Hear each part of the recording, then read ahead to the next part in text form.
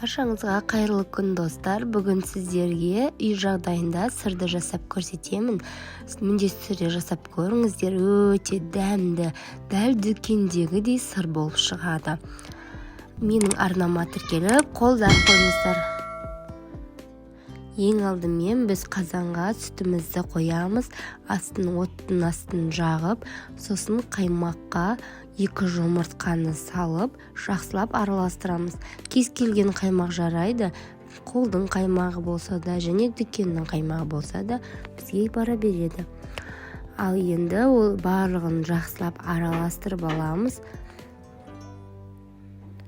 Сосын сүтіміз пісуге жақындаған кезінде жаңағы біздің қаймақпен жұмыртқамызды салып қоямыз.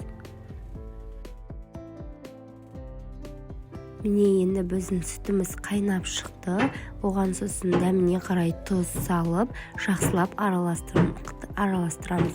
Қарап тұрғансаңыздар, сүтіміз осылай іріп, әдемі болып шығады. Ол дегеніміз біздің сырымыз дайын болып жатыр деген сөз. Жақсылап қайнатып, оттың астын өшіреміз. Сосын марліні тор ыдысқа бірінші үстіне ыдысқа қоямыз. Оның үстіне тор ыдысымызды қоямыз. Үстінен марліні қойып, жаңағы біздің сырымызды сүзіп алатын боламыз.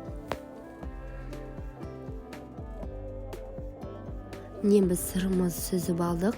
Енді оны дәл сол күйінде қалдырып қоямыз. Үстіне қатты затты үстіне бастырып қоямыз. Біздің сырымыз суы астына бөлініп шығып, және қатты болып бір-біріне нығыздалып тұрады. Солай бір күнге қалдырамыз. Міне бір күн өтті, менің сырым дайын болды.